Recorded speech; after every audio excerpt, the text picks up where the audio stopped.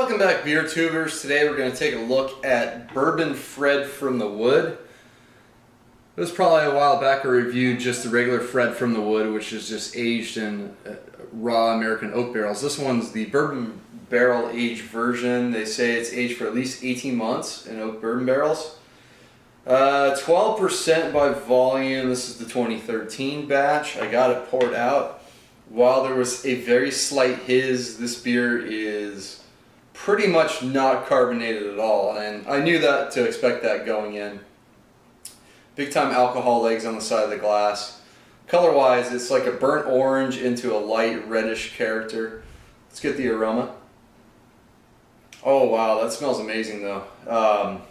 Wow, yeah, just phenomenal aroma on it. Big time vanilla, bourbon, caramel notes. Picking up a touch of coconut in there as well. Toffee is present, big breadiness,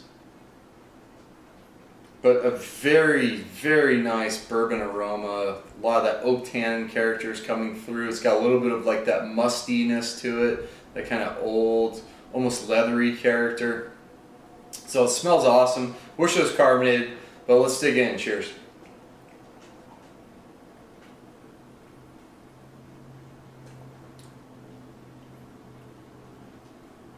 Oh, it's delicious. It follows the nose very well. Would it be better with a little bit of carbonation? Absolutely. But of the types of beers that could be drank flat, this is definitely one of them. It is a big, sweeter type of beer. Lots of barrel character, so it almost drinks like a bourbon itself, but very much a beer characteristic. It's just unfortunate it's pretty much flat. But man, wow, first sip, excellent stuff. First thing I noticed, big sweetness up front. It's got caramel toffee. It's got not quite a brown sugar, almost like a white sugar. They're using Belgian candy sugar in there. And while that usually just kind of ferments out, it still kind of has that type of character up front. That big sweetness, could probably come from the base malt.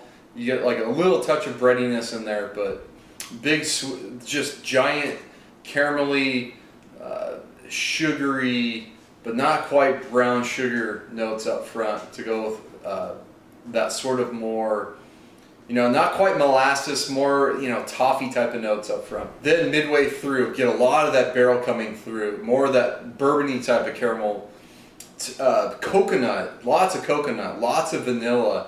That musty, leathery, sort of earthy note, spiciness kind of comes through midway through. And then the beer actually dries out relatively well for how big it is and how sweet it is up front.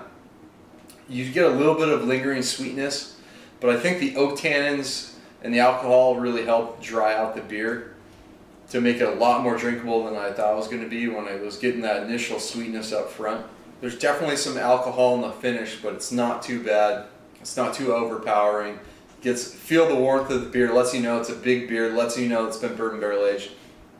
And as I drink it more, I'm starting to get more like stone fruits out of it.